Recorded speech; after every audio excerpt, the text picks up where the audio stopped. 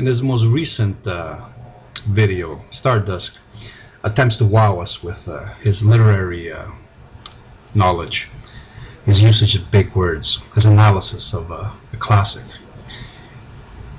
And what he really manages to do, in essence, is to show his simplicity of thought, his conception of what masculinity means as some sword-wielding barbarian who goes across the countryside killing, only exposes how simple, stupid, and moronic he truly is. And no matter how many books he reads and how many big words he uses, he still remains a simpleton. Let me explain. Masculinity is not merely a physical type. It is a mindset. It is an attitude. It is a way of engaging the world. It is aggressive towards the world. That's why science is birthed in a male mind. And that's why thought and revolutionary ideas come from masculine minds, because they challenge the status quo. They challenge the world as it is. They do not bow to superstitions, to other authorities. They compete with other males over who conceives and perceives the world more clearly. This is the masculine attitude. Whether Tesla was a skinny, weak male has no bearing on his masculinity. His mind was distinctly masculine in its desire to uncover nature. Nature being the representation of femininity, wanting to dominate it. This is why masculinity is the spirit of dominating nature, and nature is the feminine. And of course, it all depends on the contexts. In the past, this masculinity, this masculine spirit might have expressed itself through violence. It was an option, which is denied modern man. But it wasn't the only option.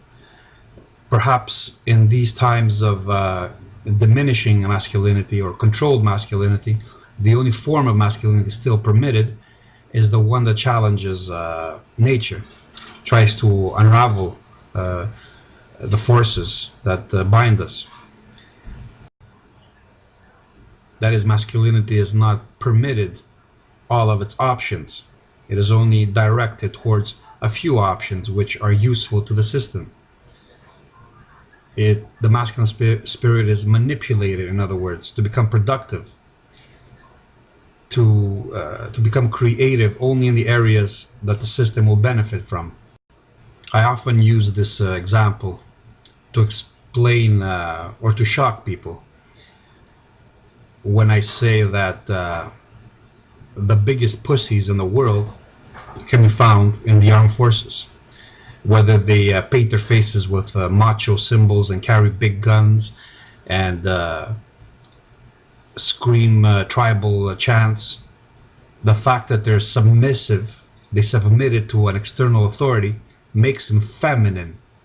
They are feminine by nature. Masculinity is not big muscles and a big cock. It is not how many women you fuck. It could be that, but it's not only that. Masculinity is a spirit. It is spirit. It is the spirit of soaring above the earth, of challenging the status quo, of breaking boxes, whether it's in the physical realm or in the intellectual realm. It is an attitude. It's a meme. All these great thinkers we know of, what did they do? They didn't just follow the rules. They didn't just accept their education and just repeat it. They didn't just parrot it. This is why females now are coming out of schools in the droves, because they just regurgitate information, they pass some tests, and then they fall in line and find careers where they return back, or they defer back to the knowledge that they were given. They become regurgitators of information, these revolutionary thinkers that expanded human thought were masculine in the fact that they broke the rules, they challenged the rules, they challenged authority. They didn't stay with the knowledge they were given. They confronted it, they questioned it. The idea that masculinity is just cocks and muscles and sperm, I think lies at the heart of this conception of MRA. Supposedly anybody with testicles and a penis is masculine. I would say most of the people following and some of the idols being followed in this movement are feminine in their in their psychology and their predispositions. Look how they bitch. Look how they cry for rights. Look how they try to enact change through the system. That is, they complain. They try to to be more feminine than the feminists. This is what makes them pussies. The fact that Stardust still doesn't understand what masculinity is, and his cohorts, explains a lot, doesn't it? The fact that he imagines masculinity being this muscles and big cocks and violence and swords. The fact that this is the only thing he can imagine masculinity as being explains a lot about him.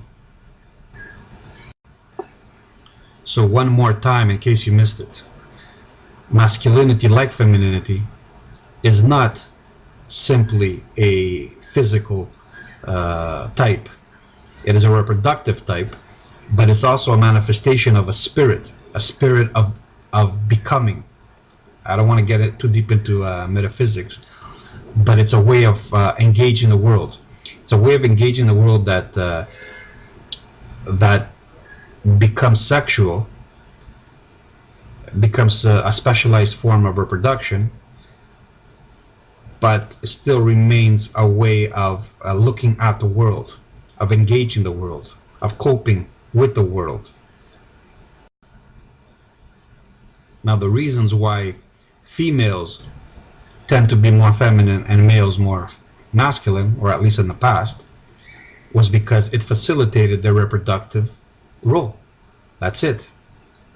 Today, with this sheltering environment, we can have females who are more masculine than a lot of the males out there. And we can have males that can be more feminine than a lot of the females out there, because of their disposition. It doesn't matter if they have testicles, if they have cocks, or if they strap on a gun, or if they work out and they have big muscles. It's their attitudes, the way they think. That's what makes them masculine or feminine. And like I said, some of the biggest pussies I've ever met were bodybuilders, were these big guys, were police officers, were these these people that played these symbolic masculine roles.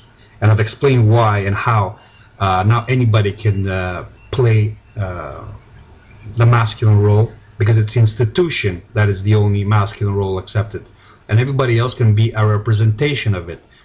So you can have an empire being ruled by a child, the empire being the masculine entity, the child being a child. That's why you can have a president of the United States that's a woman, and she's the leader of the armed forces. See, we're not only dealing here with genetics. Genetics is the foundation. So when we're talking about emasculation, we're not talking about a physical, although it could well result in physical consequences, such as reduced sperm, reduced fertility, and reduced sperm counts and such things. But we're really talking about an emasculation of the mind, that is a reduction in how masculine the mind is allowed, permitted to think, or how many masculine options are permitted to it. That's all we're talking. Whether somebody goes and works out and has big biceps and pops off his chest, and or has a big cock, or has big testicles, or whatever. Doesn't matter. Doesn't mean shit. If he thinks like a woman, he's a woman. I mean, you've seen these bodybuilders who could be homosexuals. They look macho. They have beards. They have hairy chests, and in the privacy of their own homes, they're sucking cock. Is that masculine? They're taking somebody's cock up their anus. Is that masculine?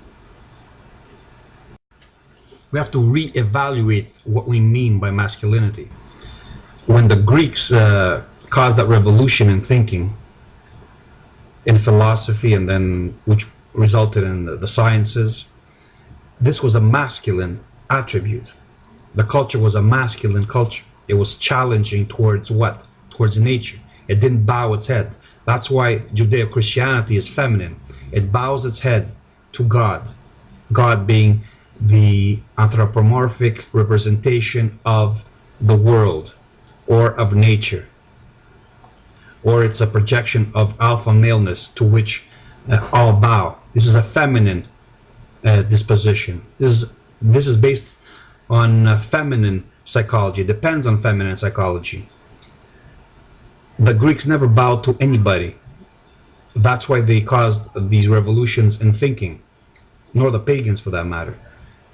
They didn't just accept nature as it was. They challenged it. They didn't just accept their fate. They questioned it. They tried to deal with it and correct it. So when you're listening to these effete, emasculated males who are now preaching like a cult that you pretty much mentally castrate yourself, and you the only progress you're allowed is to figure out how to gain levels in a video game, you should think, what about their attitude? Is their attitude feminine or masculine? Is their understanding feminine or masculine? And I've also got into the different forms of nihilism. For this is the masculine form of nihilism, and there's the feminine form of nihilism. But I'm not going to get into this here. I think that's enough for now. Take care.